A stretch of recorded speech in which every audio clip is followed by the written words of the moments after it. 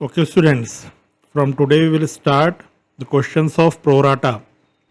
Okay, तो prorata के लिए आपको एनालिसिस टेबल अच्छे से समझना है, तो ये मैं आपको अच्छे से एक्सप्लेन करने वाला हूँ। तो ये आपको एकदम लॉजिक लगा के समझते जाना है। ओके, इजी है, आपको लॉजिक लगाओगे तो अच्छे से बनेगा। जितना एनालिसिस टेबल अच्छे से बनेगा उतना आपसे जर्नल एंट्री करेक्ट होगी। ओके, तो ये क्वेश्चन करते हैं। पहले इजी क्वेश्चन से स्टार्ट करते हैं। Primus Hospitality Limited invited applications for 1 lakh equity shares of rupees 50 each, payable as under.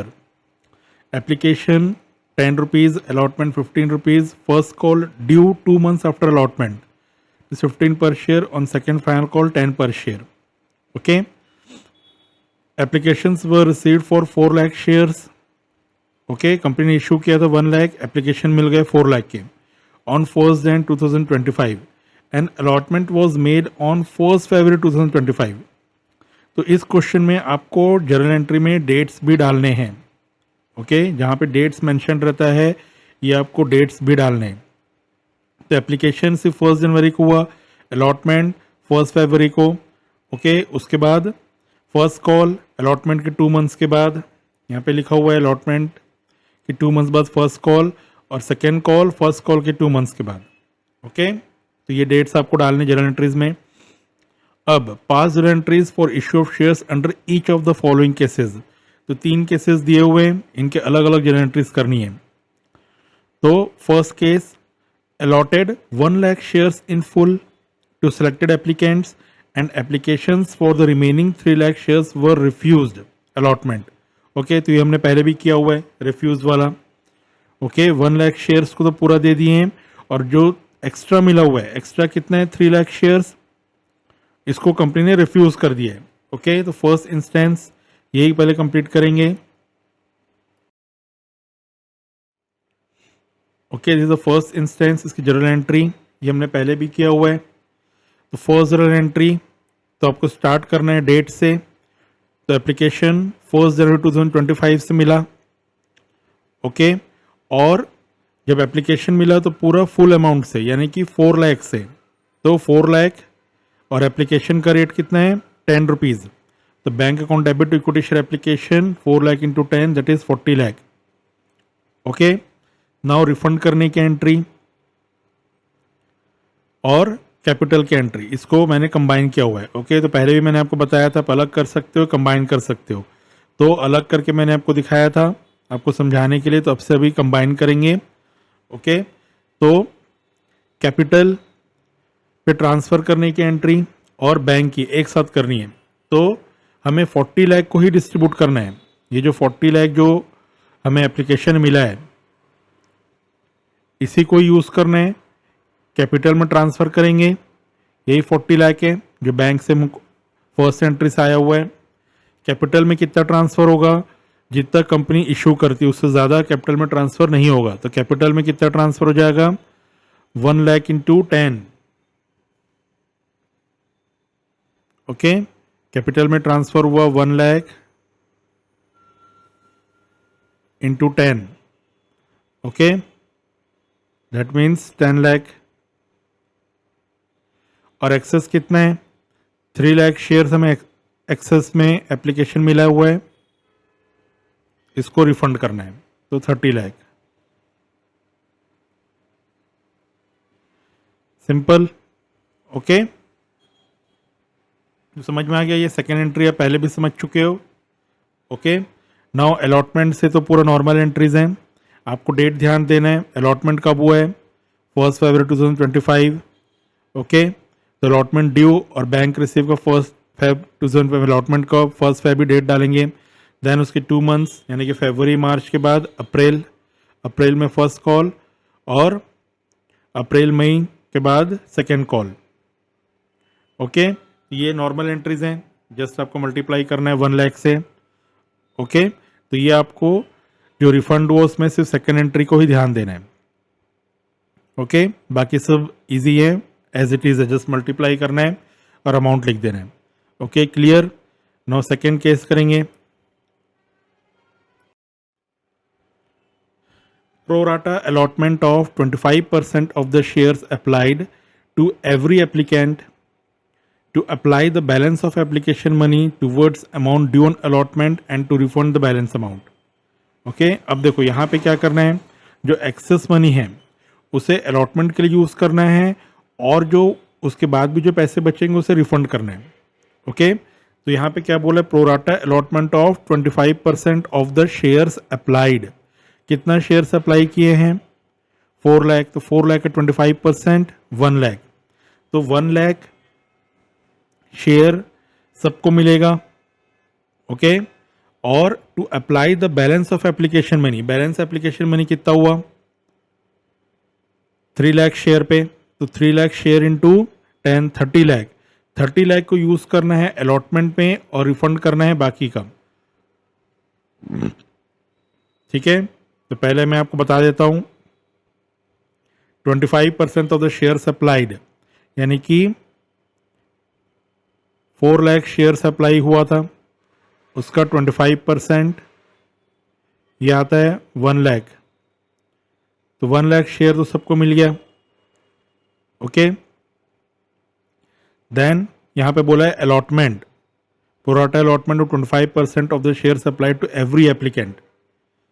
Okay तो 1 लाख शेयर तो सबको मिल गया. एवरी एप्लीकेंट मीन्स यहाँ पे 1:4. ओके क्योंकि एक शेयर के पीछे 4 लोगों ने अप्लाई किया था. कंपनी इशू कर रही है 1 लाख शेयर और अप्लाई करने कितने आ गए 4 लाख शेयर, तो 1:4 के रेशियो पे ये प्रोराटा अलॉटमेंट हो रहा है. ओके तो 1 लाख शेयर सबको मिल रहा है और जो एक्सेस मनी है इससे क्या करेगी कंपनी, एक्सेस मनी जो है, एक्सेस मनी कितना हो गया 3 lakh into 3 lakh access share है और एप्लीकेशन मनी था 3, तो ये हुआ 30 लाख. अब जो 30 लाख है ये यूज होगा अलॉटमेंट पे. अब देखेंगे कि अलॉटमेंट पे पूरा यूज हो सकता है कि नहीं, और उसके बाद जो बचेगा उसे रिफंड करेंगे. ओके तो सबसे फर्स्ट तो लाइन से करते हैं. फर्स्ट तो जितनी अमाउंट मिला है उसकी एंट्री ये सेम रहेगा पहले जैसे. ओके 4 लाख इंटू 10, ठीक है इसमें कोई कंफ्यूजन नहीं है. सेकेंड एंट्री में देखो जो एक्सेस है उसे हम यूज कैसे करेंगे. ओके तो पहले तो ये 40 लाख ही डिस्ट्रीब्यूट होगा. इस 40 लाख को यूज कर रहे हैं हम, पहले जो जो पता है हम उसे लिख लेते हैं. ओके इक्विटी शेयर कैपिटल में कितना आएगा 10 लाख, ये पहले बताया हूं मैं आपको. ओके केस ए जैसा ही है, कैपिटल में हमेशा जितना कंपनी इशू करती है उतना ही अमाउंट आएगा 1 लाख इंटू 10. अब देखो एक्सेस मनी को यूज करना है अलॉटमेंट के लिए, तो अलॉटमेंट का अमाउंट कितना है, अलॉटमेंट के लिए कितना पैसा देने वाले हैं 1 लाख इंटू 15. ओके अलॉटमेंट का पैसा कितना मिलता 1 लाख इंटू 15 मिलता, तो वो इसी पैसे से एक्सेस से यहाँ पे यूज हो जा रहा है. तो 1 लाख इंटू 15 इस पैसे को यूज कर रहे हैं. देखो हम क्या कर रहे हैं, ये जो 40 लाख एक्स्ट्रा मिला हुआ है इसका डिस्पोजल निकाल रहे हैं. इसको कैसे कंपनी यूज करेगी वो बता रहे. तो पहले तो 10 लाख कैपिटल में ट्रांसफर कर दिए, भाई जितना कंपनी को चाहिए उतना उन्होंने डाल दिया. अब जो बचा हुआ है उसको कैसे यूज करेंगे, तो अलॉटमेंट का मनी भी एप्लीकेशन के समय कंपनी उसको यूज कर रही है. ओके तो अलॉटमेंट में कितना मिलना था 1 लाख इंटू 15 के अलॉटमेंट का रेट है, तो ये कितना हो गया, it comes to 15 lakh. Okay अब कितना बचा, टोटल था 30 लाख. ओके टोटल 30 लाख था, 30 लाख में से 15 लाख अलॉटमेंट के लिए यूज हो गया. ओके तो कितना बचा अब, और 15 लाख बच गया, तो 15 लाख जो है रिफंड करेंगे.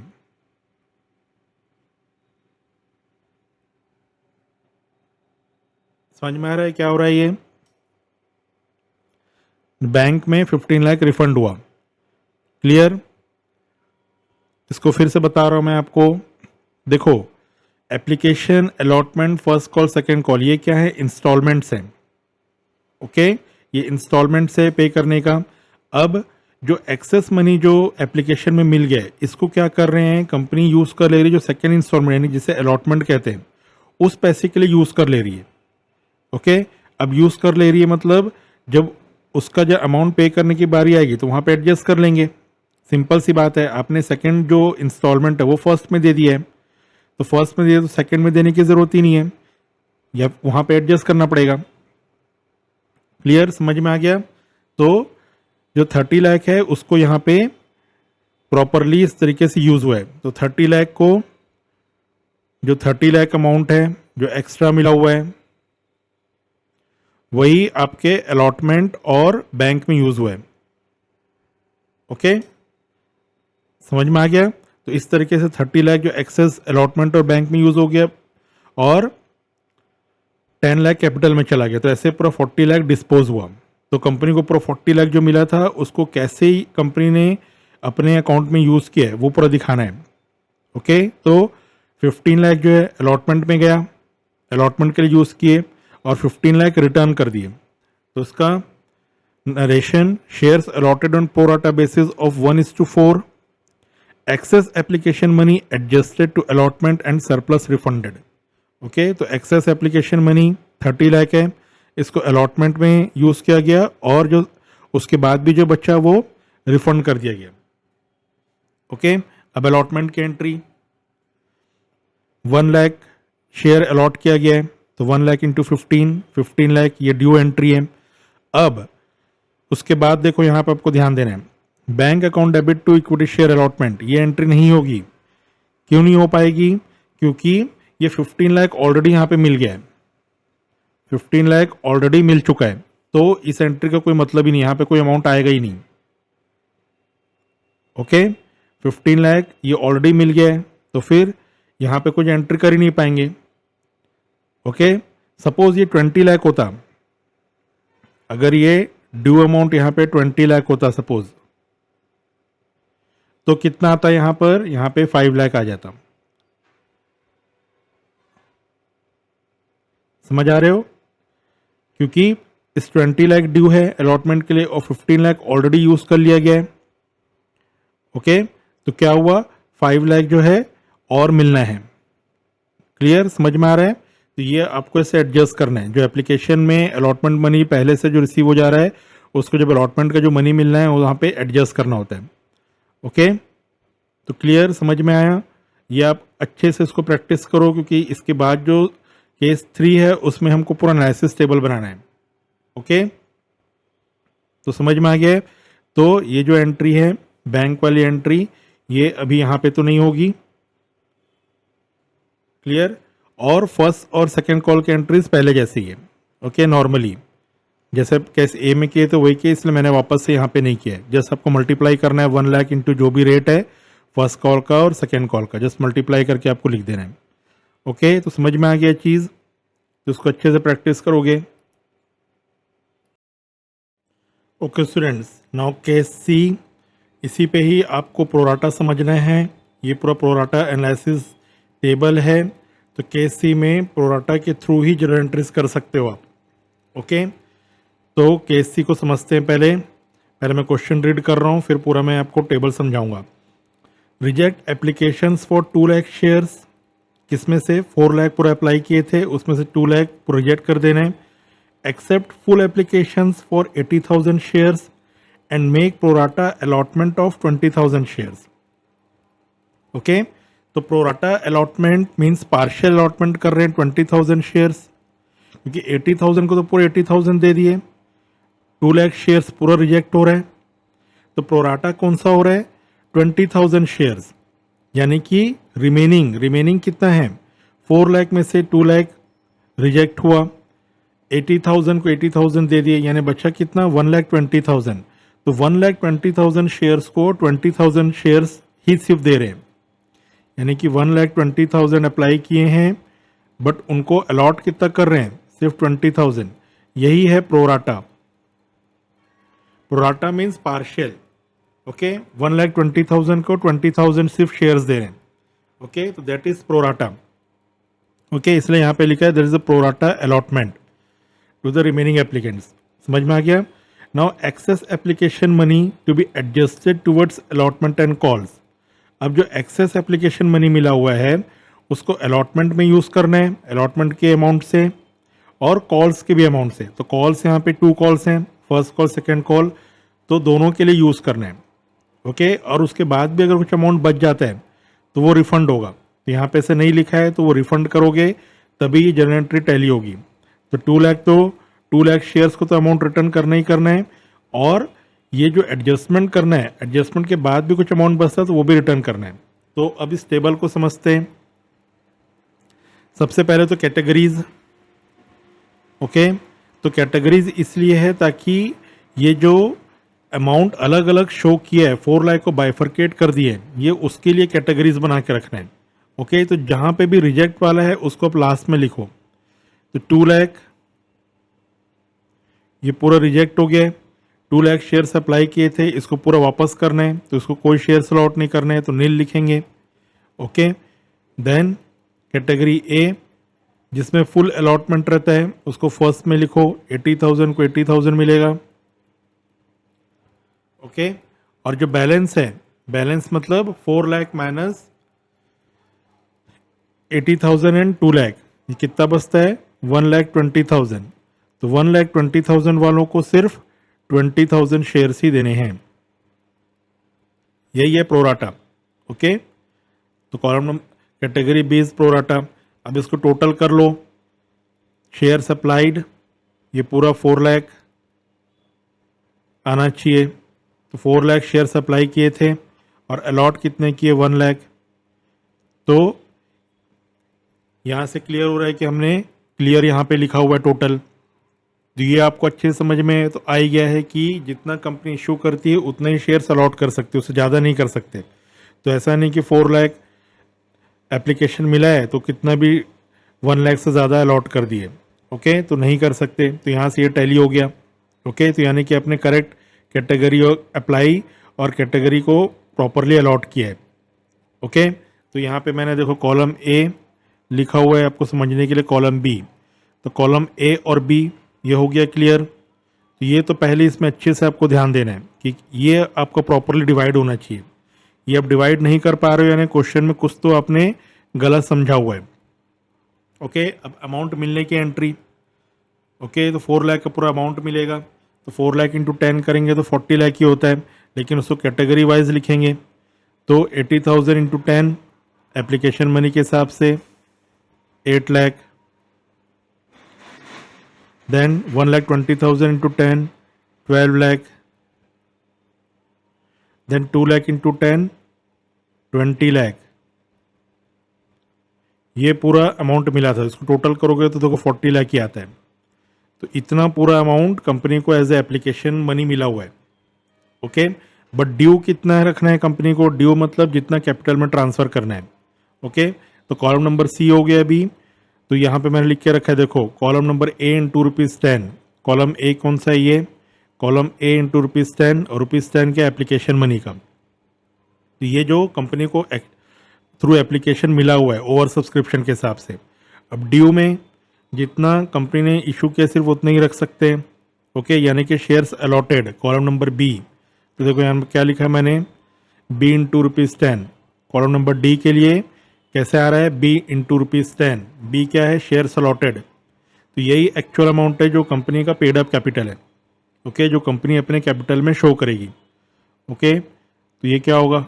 8 लाख, 2 लाख, नील क्योंकि शेयर से अलॉट नहीं किए कैटेगरी सी में, तो ये आया 10 लाख। तो देखो ये 10 लाख कैसा आया? भले हमने बाइफरकेट करके किया है लेकिन एक्चुअल में क्या है, कंपनी ने 1 लाख शेयर इशू किया था, इंटू 10 करोगे तो 10 लाख ही आ रहा है। समझ में आ रहा है? तो ऐसे पूरा मैच करते जाना है आपको टोटल। ओके, तो ये बाइफरकेट इसलिए कर रहे हैं ताकि एक्सेस निकाल सकें। क्लियर? ये एक्सेस निकलेगा तो ही समझ में आया कि कितने अमाउंट को कंपनी को यूज़ करना है। ओके, एक्सेस के लिए। तो देखो फर्स्ट में तो कोई एक्सेस नहीं है, excess means column number E है, ये ई कैसे निकलेगा? C minus D. C minus D मतलब एक तो ओवर सब्सक्रिप्शन से जो अमाउंट मिल गया और एक्चुअल कंपनी कितना अलॉट कर रही है, तो ये हुआ एक्सेस सी माइनस डी कॉलम। तो कैटेगरी ए में कोई एक्सेस नहीं है, कैटेगरी बी में 10 लाख एक्सेस है, कैटेगरी सी तो पूरा ही वापस करना है तो 20 लाख एक्सेस है। तो टोटल एक्सेस कितना हो गया 30 लाख का। ठीक है, तो ये भी देखो टोटल कैसे एक्सेस निकल गया, ये 3 लाख एक्स्ट्रा शेयर अप्लाई हो गया, इंटू 10 करेंगे 30 लाख ही आ रहा है। तो ऐसे आपका पूरा मैच होते जाना चाहिए। ओके, तो ये तो हो गया आपका टेबल यहाँ पे रेडी हो गया एक्सेस अमाउंट का। अब यही जो एक्सेस अमाउंट है 30 लाख, इसे कंपनी कैसे एडजस्ट करेगी। ओके, ये होगा disposal of application money and excess money received. Okay, disposal कैसे करना है, ये जो एक्सेस मनी जो मिला हुआ है इसको यहाँ पे इस टेबल से आपको बनाना है। ओके, तो पूरा 40 लाख जो है 40 लाख को कंपनी कैसे यूज़ करने वाली है ये इस टेबल में आपको समझ में आएगा। ठीक है, तो पहले तो शेयर कैपिटल में आपको पता है जितना अमाउंट है उतना ही आएगा। शेयर कैपिटल में कितना आता है, जितना कंपनी एक्चुअल में अपने कैपिटल में रखेगी, तो ये तो हमेशा 10 लाख ही रहेगा। ओके, जितना कैपिटल में ट्रांसफ़र होता है मैंने आपको बताया है, ये 10 लाख हो गया। ओके, ये एक्चुअल में यही है। कॉलम नंबर डी को ही आपको लिखना है, कॉलम नंबर डी जो है यही है कैपिटल में जो ट्रांसफ़र हो रहा है। ओके, मैंने बताया आपको ये पेडअप कैपिटल है। ओके, ये तो ज़ीरो है। कैटेगरी सी कोई शेयर से अलॉट नहीं है तो कैपिटल में ट्रांसफ़र नहीं हो रहा है, तो टोटल 10 लाख आप कैपिटल पे लिखेंगे। देन अलॉटमेंट में अब यहाँ से आपको एकदम ज़्यादा ध्यान देना है, यहीं से आपको अच्छे से समझ के रखना है। अलॉटमेंट में कितना अमाउंट जाएगा, देखो ये जो एक्सेस है, एक्सेस वाले कॉलम को देखो आप, this the excess column. 20 lakh तो पूरा रिफंड होगा तो इसको ध्यान देने की ज़रूरत ही नहीं है। ये जो 10 लाख है इसी को आपको अलॉटमेंट में और कॉल्स में यूज़ करना है, और अगर कुछ बच जाता है तो वो भी रिफंड होगा। 20 लाख तो रिफंड होगा ही होगा, इस 10 लाख में भी अगर कुछ बच जाता है अमाउंट तो वो भी रिफंड करना है, नहीं बचता है तो पूरा अलॉटमेंट और कॉल्स इन एडवांस में यूज़ हो जाएगा। अब ये कैसे यूज़ होगा, कौन सा शेयर है 20,000 जो प्रोराटा है। ओके, इसी को ही एडजस्ट करना है। तो ये जो 20,000 शेयर्स अलॉटेड है इसी से आपको अलॉटमेंट का एक्सेस मनी यूज़ करना है। तो क्या होगा, ये मैंने यहाँ पे देखो लिख कर रखा है कॉलम नंबर जी में 20,000 इंटू 15 इसलिए अलॉटमेंट मनी ही यूज़ करना है। ओके, अलॉटमेंट मनी को एडवांस में ये जो एक्सेस अमाउंट है इससे यूज़ कर ले रहे हैं। ये आपको पता है कि सब इंस्टॉलमेंट्स हैं इन लोग, तो अलॉटमेंट इज सेकेंड इंस्टॉलमेंट है, लेकिन अमाउंट एक्सेस मिल गया है कंपनी के पास फर्स्ट इंस्टॉलमेंट में ही, तो क्या कर रही है कंपनी, सेकेंड इंस्टॉलमेंट का भी पैसा उसमें से कंपनी रख ले रही है।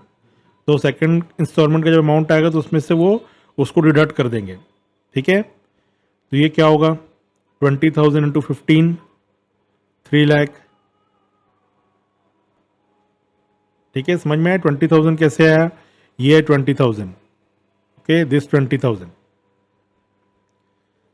ठीक है, तो आ रहा है समझ में। तो अलॉटमेंट में 20,000 इंटू 15 यूज़ हो गया, अलॉटमेंट का रेट है 15। ओके, वैसे ही कॉल्स पे, कॉल्स का रेट क्या क्या है, कॉल्स का रेट है 15 प्लस 10। फर्स्ट कॉल का 15 है और सेकेंड कॉल का 10, इसको हम पूरा एक साथ ही लिख दिए 25। तो कॉल्स में कितना यूज़ कर रहे हैं 20,000 25 5 लाख। ओके, अब देखो ये जो 10 लाख था, ये जो 10 लाख है इसमें से 3 लाख तो अलॉटमेंट में यूज़ हुआ, 5 लाख कॉल्स में यूज़ हुआ। अब अभी भी कुछ अमाउंट बच गया, यानी कि 10 लाख माइनस 3 लाख माइनस 5 लाख 2 लाख अभी भी बच गए। ओके, तीसरे देखो यहाँ पे मैंने लिखा हुआ है कॉलम नंबर आई में ई कॉलम माइनस जी प्लस एच। ई कौन सा है, एक्सेस वाला, और जी और एच अलॉटमेंट और कॉल्स का। तो ये आपको रिफंड करना है 2 लाख। ओके, फिर 20 लाख तो रिफंड करना ही करना है। तो टोटल रिफंड कितना आया 22 लाख का रिफंड आ रहा है, तो कंपनी 22 लाख पूरा रिफंड करेगी। तो अलॉटमेंट में कितना एडजस्ट करना है 3 लाख, कॉल्स में 5 लाख।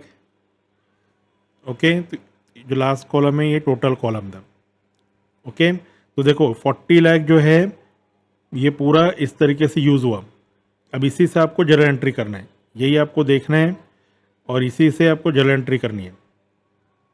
ओके, जो डिस्पोजल वाला जो बनाया है मैंने कॉलम, इसी से आपको जर्नल एंट्री करना है। शेयर कैपिटल में जाएगा 10 लाख, अलॉटमेंट में जाएगा 3 लाख, कॉल्स एडवांस में जाएगा 5 लाख और रिफंड करेंगे जो कि बैंक में लिखेंगे 22 लाख। ओके, तो समझ में आ गया ये। तो ये आपको अच्छे से समझो, इसको बार बार देखो वीडियो को। एक अभी देख के आपको ज़रूर ये बहुत ज़्यादा बड़ा लग रहा है, टिपिकल लग रहा है, बट ये बहुत ही प्रैक्टिकल कॉन्सेप्ट है, आपको फ्यूचर में बहुत काम आने वाला है ये।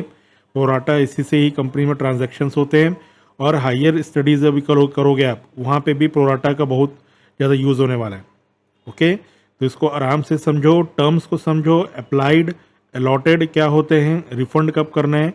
तो फाइनेंशियल फ्लो को आपको समझना बहुत ज़रूरी है। फाइनेंशियल फ्लो आप नहीं समझोगे शेयर्स का तो बहुत दिक्कत होगी।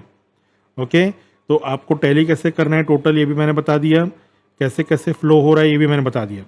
ओके, तो इस वीडियो को बार और देखो, इसके और भी क्वेश्चन हम करेंगे तो आपका कॉन्सेप्ट और भी क्लियर होगा। ओके, शुरू में आप बहुत धीरे से करो, प्रॉपरली फॉर्मेट को रेडी करके अच्छे से बनाओ। मैंने बहुत डिटेल में फॉर्मेट बनाया।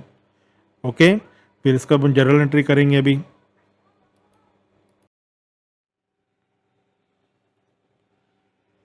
तो फर्स्ट जर्नल एंट्री पूरा अमाउंट मिलने का, that is 4 lakh into 10, 40 lakh, तो इसमें कोई दिक्कत नहीं है।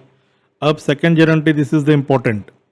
ओके, इसी पे ही पूरा आपको ध्यान देना है। तो जब भी 40 लाख को ही डिस्ट्रीब्यूट करना है तो 40 लाख लिख दिया equity share application. Equity share capital में हमेशा जितना कंपनी इशू की है, जो जो इन्फॉर्मेशन आपको पता है वो फटाफट सबसे पहले आप लिख लिया करो। ओके, ये हो गया 10 लाख।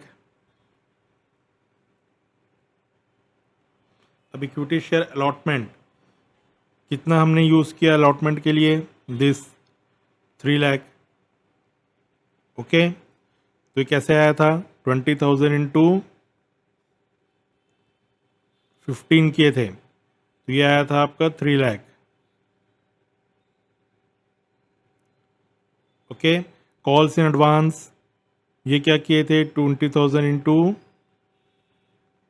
25, 5 लाख। अब देखो ये जो कॉल्स इन एडवांस है इसमें दोनों कॉल्स के पैसे हैं। ओके, फर्स्ट कॉल का भी है और सेकेंड कॉल का भी है। ओके, तो आप इसको अलग अलग भी कर सकते हो, लाइक फर्स्ट कॉल का अमाउंट और सेकेंड कॉल का अमाउंट। ओके, तो दोनों के रेट से मल्टीप्लाई करोगे तो ये निकल के आ जाएगा। ओके, 3 लाख प्लस 2 लाख निकल के आएगा। ओके, ना बैंक रिफंड किए 22 लाख।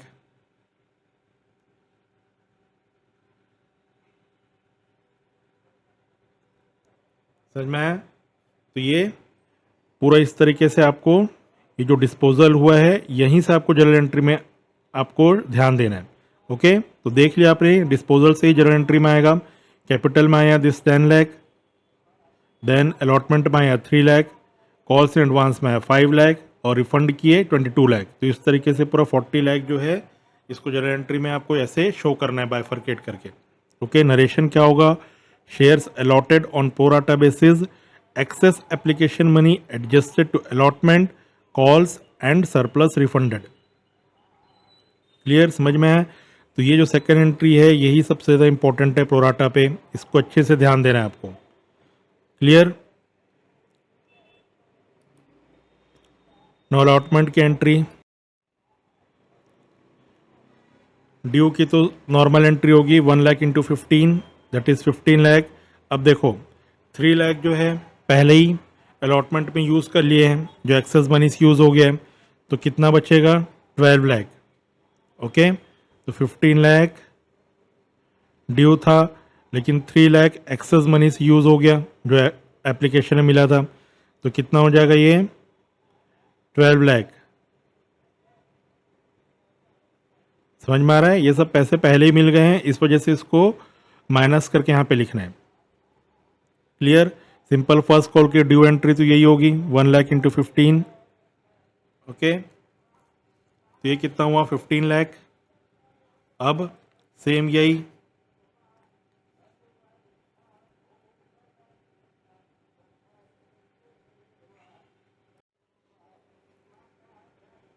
इसमें भी क्या होगा, जो 5 लाख रुपीज़ था, ओके, तो क्या किए थे 20,000 इंटू 25 किए थे। तो इसमें फर्स्ट कॉल का क्या रेट है 20,000 इंटू 15, तो 3 लाख एडवांस से मिल गया। ड्यू कितना है 15 लाख, तो अभी कितना मिलना है उनसे 12 lakh. Okay, this is the balancing amount. ठीक है, 15 लाख में से 3 लाख पहले मिल गया कॉल्स इन एडवांस के थ्रू, वहाँ हमने ऐड करके लिख दिया था। ओके, तो 20,000 into 15, 3 lakh calls in advance है, तो बैंक में कितना आया 12 लाख। अब सेकेंड कॉल का भी 1 लाख इंटू 10 ड्यू एंट्री तो नॉर्मल रहती है, सेम इसमें वही लॉजिक लगाना है। कॉल्स इन एडवांस में कितना आ जाएगा 20,000 इंटू 10 यानी कि 2 लाख, ये हमने पहले ही दे दिया है। ओके, तो बैंक में कितना आएगा, बैलेंसिंग अमाउंट डाल दो, 10 lakh minus 2 lakh that is 8 lakh.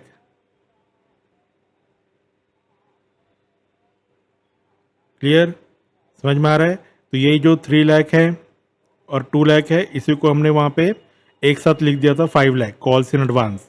Okay, जो सेकेंड जर्नल एंट्री किए थे। क्लियर, समझ में आ रहा है। तो इस तरीके से आपको पूरा लॉजिक समझना है। तो जर्नल एंट्री तो आप कर लोगे, एक बार आपका एनालिसिस टेबल अच्छे से प्रिपेयर हो गया तो एनालिसिस टेबल को अच्छे से समझो। ओके, हम इसके और भी क्वेश्चंस करेंगे, लेकिन इसको आपको आराम से धीरे से समझना है। बार बार आप देखो इस वीडियो को, इसलिए मैंने पूरा डिटेल में बनाया है।